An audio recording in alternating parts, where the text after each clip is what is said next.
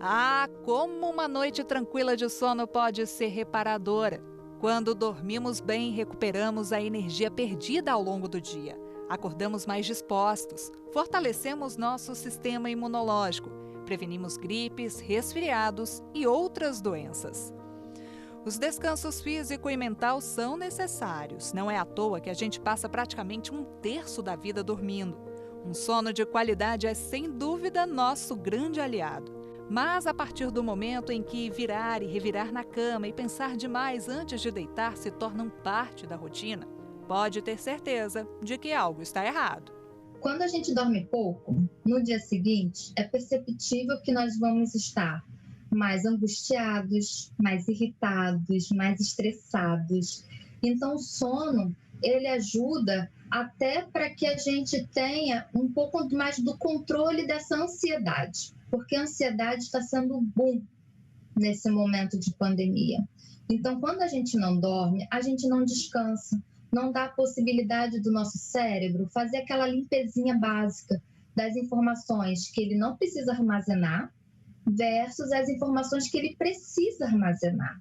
O bem-estar das pessoas foi diretamente afetado nos últimos tempos. Dados da Associação Brasileira do Sono revelaram que 15% da população mundial sofria de insônia antes da pandemia do novo coronavírus. Um ano depois, esse número saltou para 34%. O sono é uma manifestação frequente e imediata desse tipo de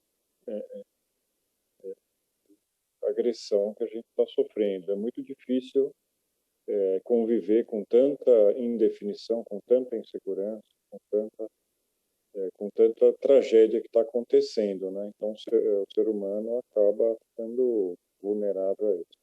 Especialistas consideram que um indivíduo tem insônia quando dorme mal por pelo menos um mês seguido. O quadro pode também estar associado a outros transtornos mentais.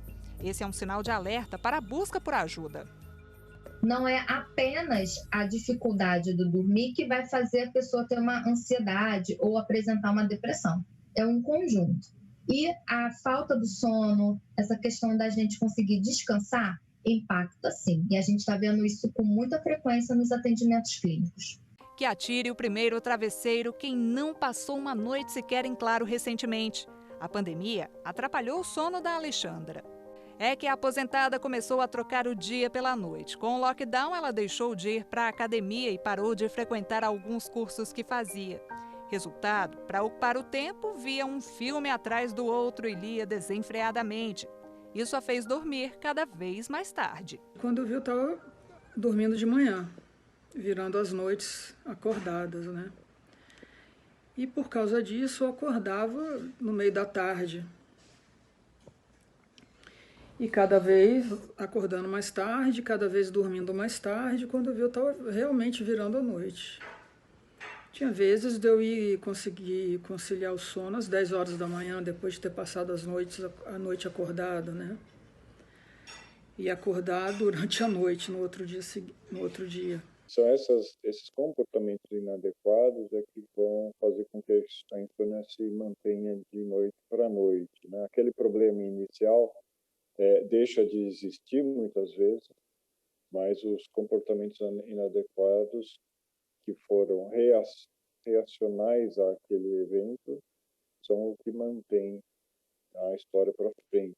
Com junho, foi o início do home office que contribuiu para a sequência de noites com sono interrompido. Como não tem mais aquela distinção de local de trabalho e casa, eu acabei sentindo muita dificuldade para me desligar por completo do trabalho.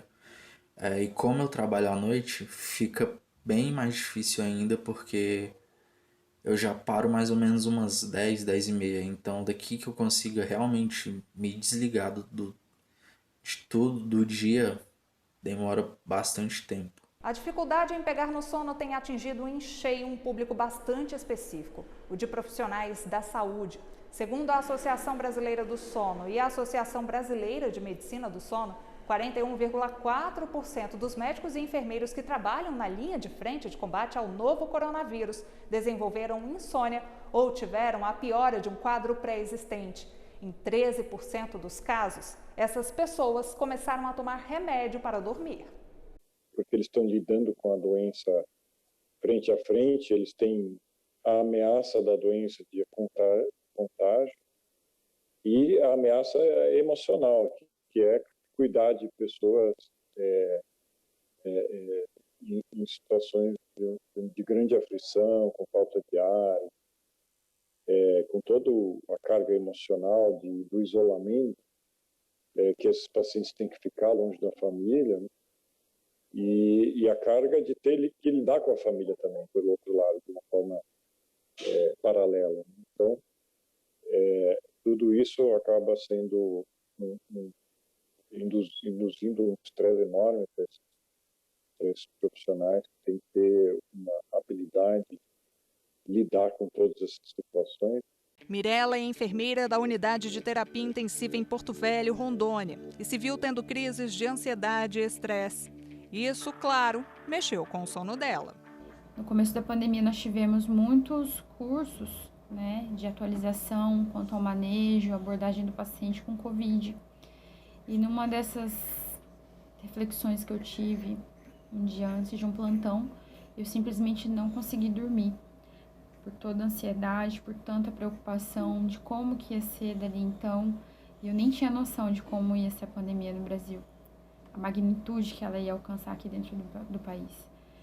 E acabou que eu simplesmente não consegui dormir. Tive um episódio de insônia e no outro dia tinha que estar lá no plantão a partir das 7 horas da manhã.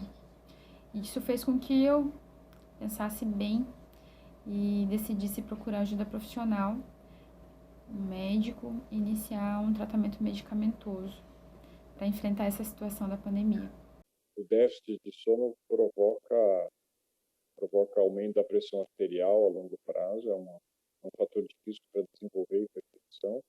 Existem estudos epidemiológicos mostrando que quem dorme muito pouco, menos de 6 horas, tem risco aumentado de doença cardiovascular e mortalidade. Existem evidências mostrando que a pessoa que dorme pouco é mais propensa a ganhar peso, a desenvolver distúrbios metabólicos como a diabetes, e também algumas evidências sugerindo que a privação de sono, o déficit de sono, cause alterações imunológicas, por exemplo, demonstradas a maior propensão de adquirir virose e de não ter uma boa resposta a uma vacina, temas que são muito atuais, né? Mirela pediu socorro a um especialista. O problema é que nem todo mundo faz isso e é comum vermos casos de automedicação. É aí que mora o perigo. Remédios hipnóticos causam dependência e tolerância e, quando consumidos de forma desregrada, podem colocar a saúde do usuário em risco. A gente acha que medicamento é só bonzinho, né? Medicamento é para fazer bem. Claro que sim, mas se usado inadequadamente, ele está associado a uma série de riscos, uma série de reações ali no organismo que não seria legal. Então, a questão toda o uso crônico, ele é muito negativo e ele está associado a inúmeras condições ruins, como, por exemplo, aumento do risco de demência, se for ali no idoso, aumento do risco de queda também. E em relação a uma superdosagem, assim, hoje a gente tem medicamentos que têm um perfil de segurança um pouco melhor do que antigamente. Antigamente a gente tinha medicamentos que eram mais perigosos nesse sentido, mas ainda assim existe risco sim de superdosagem, ainda mais pensando que a gente tem variabilidades individuais, por exemplo, o idoso ele tem um perfil de metabolização e um perfil de excreção diferente. Que a saúde é um direito de todos, o brasileiro está cansado de saber. Mas isso não é uma carta branca para que ele saia se medicando sem consentimento médico. Nem todo o excesso terapêutico ele é bom. Às vezes as pessoas procuram a justiça, pleiteando o medicamento mais caro, a tecnologia de ponta, mas nem sempre aquilo vai resolver para o seu caso. Então, jamais intervir no corpo humano quando essa intervenção for para causar mais mal do que bem. Então, aí é o princípio da não maleficência, é um princípio bioético, que todos os médicos devem nortear as suas condutas neste tipo de princípio. Porque o paciente, por vezes, diante de uma medicação mal prescrita, mal administrada, ele pode ter problemas de saúde muito mais graves. Isso que você falou do excesso, né, terapêutico ou da automedicação está contemplado nessa temática aí do princípio da bioética. É um princípio até hipocrático, da época de Hipócrates. Mas, afinal, como garantir um bom repouso? Estas dicas podem te ajudar e muito. Então, anote aí. Tenha horários regulares de sono. Evite ficar na cama por mais de 8 horas seguidas. Jamais tente se deitar se a vontade de dormir inexiste. Retire pensamentos recorrentes e distraia a cabeça. Desligue televisores e celulares pelo menos meia hora antes de dormir. E nada de consumir café e chocolate se a intenção é não acordar durante a noite. São algumas questões que os pacientes que têm insônia muitas vezes pulam, né? Eles querem sair de uma situação que está com uma atividade intelectual intensa e simplesmente se colocar para dormir sem nenhuma transição. Isso é improvável que vá dar certo. Na casa do Roberto, dormir estava muito longe de ser um problema.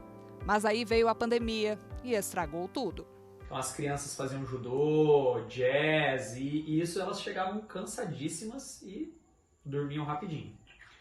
Quando começou a pandemia, muita aula online, muito tempo na frente da tela, aí começou a atrapalhar bastante o sono, né? Começaram a ficar mais difícil, todos nós aqui em casa começamos a ficar mais estressados e isso prejudicava bastante o sono. A situação ficou ainda pior quando, em junho do ano passado, todos eles tiveram Covid. E aí realmente foi mais difícil dormir, né? Com problema na questão de respirar, ansiedade, não saber o que ia acontecer, ficar muito nervoso. Então todos nós tivemos muitos problemas para dormir. A família precisou mudar hábitos. Difusores de ambiente foram espalhados pela casa. Pai e filhos abusaram dos óleos essenciais e dormir voltou a ser algo prazeroso para eles. Começamos a dormir melhor, a dormir mais rápido, a ter um sono mais gostoso. Aí começamos a aprender mais sobre as questões do sono. Hoje em dia a gente faz meditação na hora de dormir. A gente passa um tempinho junto, às vezes contando história, conversando, né? Então hoje a gente tem um sono muito melhor por conta de tudo que a gente conhece, tudo que a gente sabe. No próximo bloco, você vai conhecer alguns distúrbios do sono e saber como eles podem impactar a vida de uma pessoa. Não saia daí, o Repórter Justiça volta já.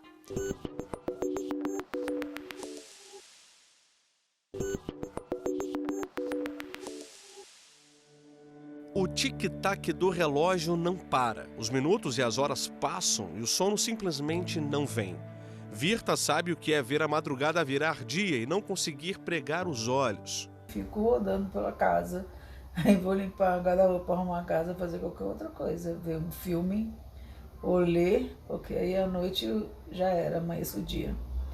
Passo o dia bem, do trabalho, volto mais. Quando chega de tarde, lascou. Aí o sono vem. 73 milhões de brasileiros sofrem de insônia. Os dados equivalem a mais de 30% da nossa população. O universo do sono é complexo e esse é apenas um dos transtornos existentes. Existem distúrbios do sono que são até mais simples de compreender, que seria a falta do sono, que a gente chama de síndrome do sono insuficiente ou privação crônica de sono. Existem outros distúrbios do sono que também são comuns, mas com uma fisiopatologia mais complexa, como a apneia obstrutiva do sono, a insônia, e existem outros mais raros, como narcolepsia, sonambulismo, bruxismo, síndrome das pernas inquietas. Desde criança, Wesley sofre com sonambulismo. Alguns episódios que eu tive foi, às vezes, de acordar de manhã, minha mãe tá um pouco brava e eu não sabia o que era, e eu tinha rasgado a cortina, quebrado o trilho da cortina. Já quando eu, adolescente já, a gente morava num prédio, no segundo andar, e eu acordei tentando pular da janela e a minha irmã, graças a Deus, estava dormindo no beliche na parte de cima.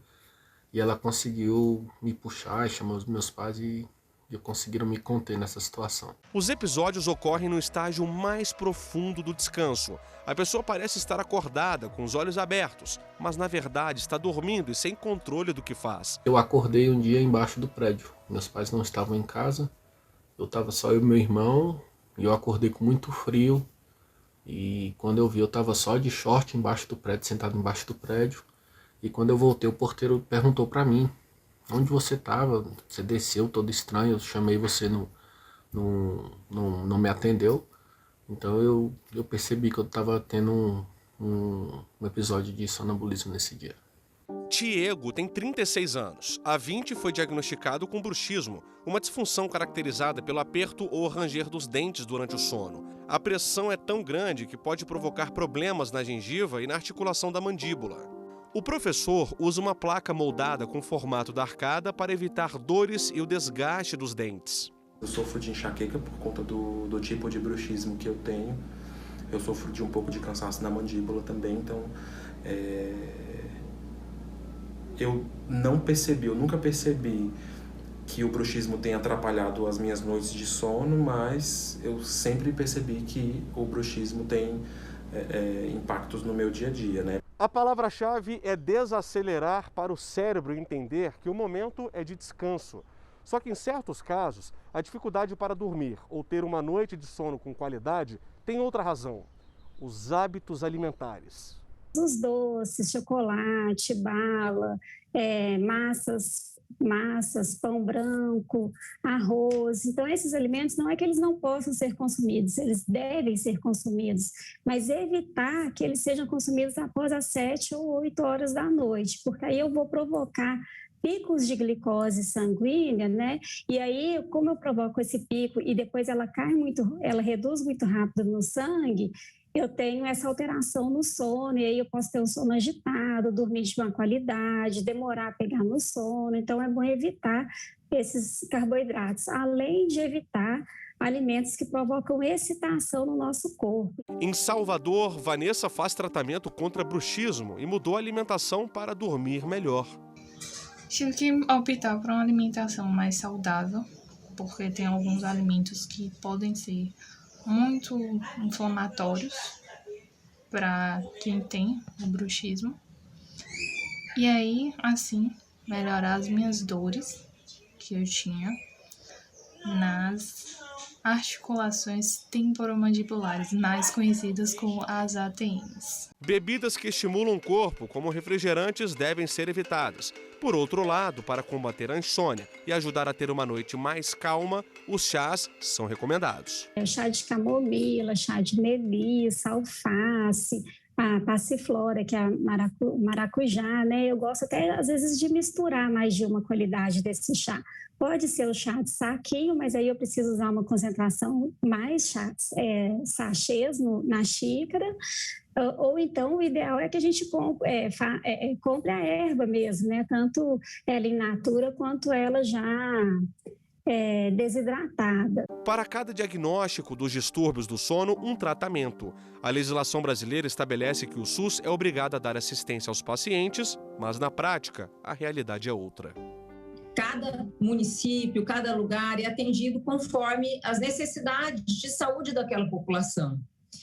E, por vezes, aquele município não dispõe de um centro adequado para tratar esse tipo de doença, que não é, assim, é comum, mas, às vezes, ele não atende aquela população específica.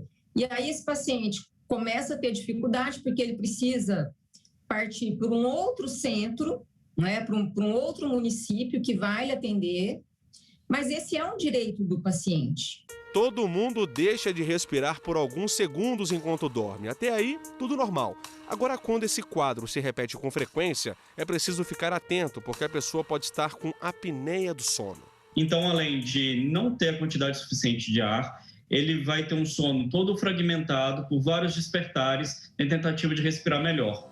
Marcelo descobriu que tinha apneia do sono há quase 3 décadas. As noites tranquilas de sono só vieram depois que ele comprou esse aparelho chamado CPAP. O dispositivo ajuda a respirar melhor. Tentei esse aparelho através do SUS, mas não consegui, né? Sempre venho tentando, mas eu já estou há 1 ano na fila só para tentar fazer uma polissonografia pelo SUS, para tentar conseguir fazer o tratamento, mas até agora é impossível. Eu consegui comprar um CPAP usado, comprei o CPAP já faz uns 5 anos e eu venho tentando me adaptar ao tratamento. No próximo bloco, vamos mostrar o que a ciência tem a dizer sobre os sonhos. Você vai conhecer dicas que ajudam muita gente a relaxar e pegar no sono rapidinho. O Repórter Justiça volta já.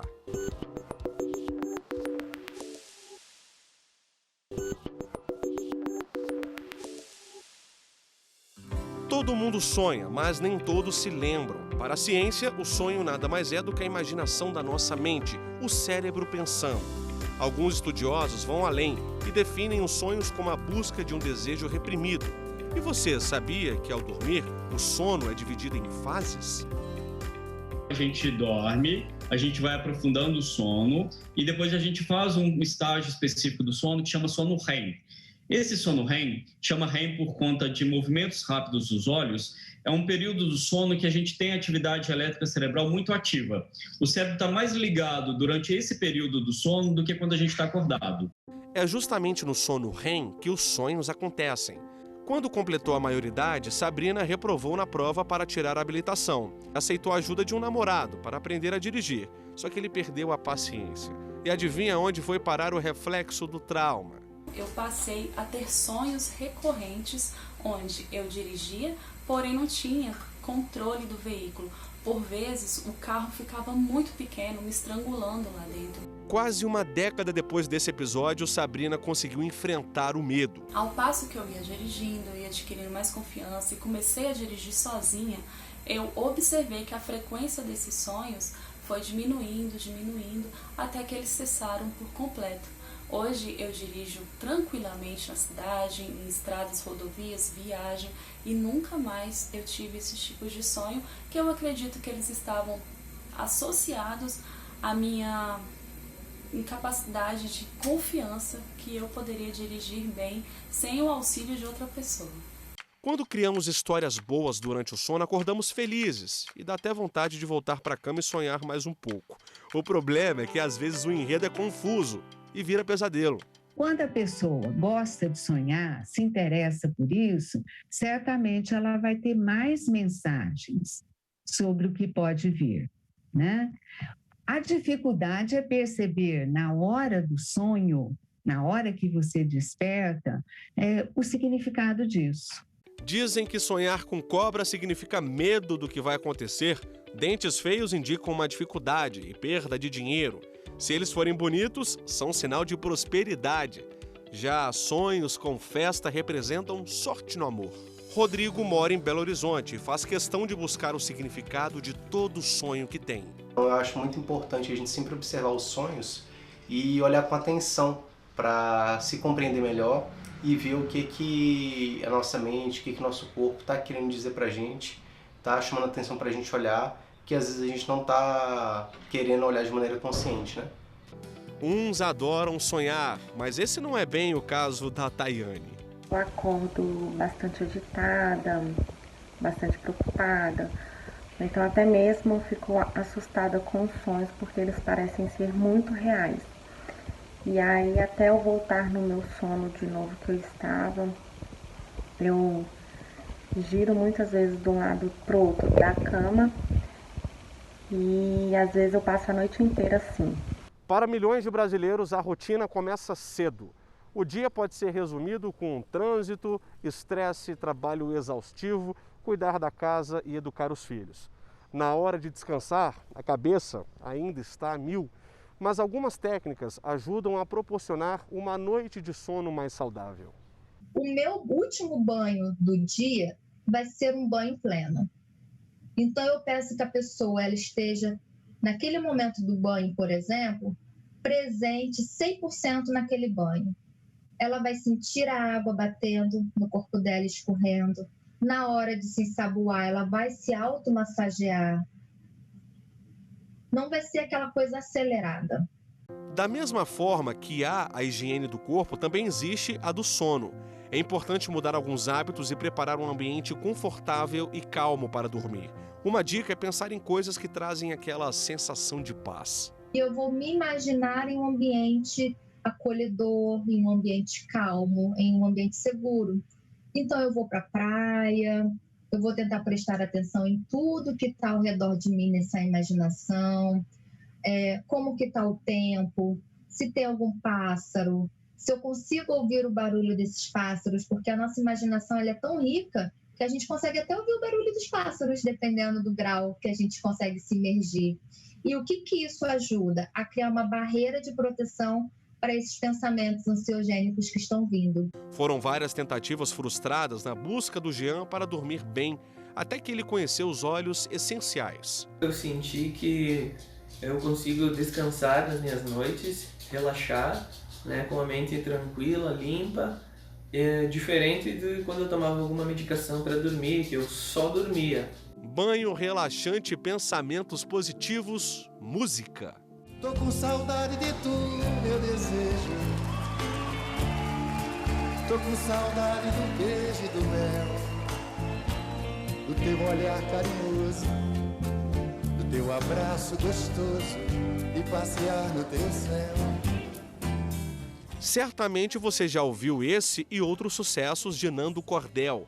Por muitos anos, a agenda do cantor e compositor foi apertada, com um show atrás do outro. Com o corpo e a mente cansados, pegar no sono era uma luta. O cara, a cabeça vai para um canto, vai para o outro, aí o cara briga com a cabeça, briga com os pensamentos, briga com a mente, enfim, briga com todo mundo. Meu Deus, eu quero dormir. E não dormia. Nando procurou ajuda médica, diminuiu a quantidade de shows, passou a tomar remédio para dormir e encontrou a tranquilidade que procurava na matéria-prima do próprio trabalho. O jardim da minha mente é lindo, é lindo, é lindo. Meu pensamento é de luz, luz, luz. Ele percebeu o poder da música para dormir melhor e hoje ajuda pessoas que sofrem de insônia, fazendo canções instrumentais.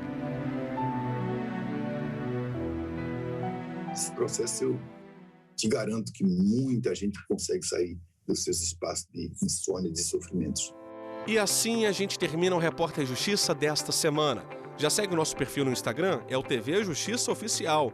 No YouTube o canal é o mesmo. Se quiser entrar em contato com a nossa produção, o e-mail é o repórterjustiça@stf.jus.br. Até a próxima!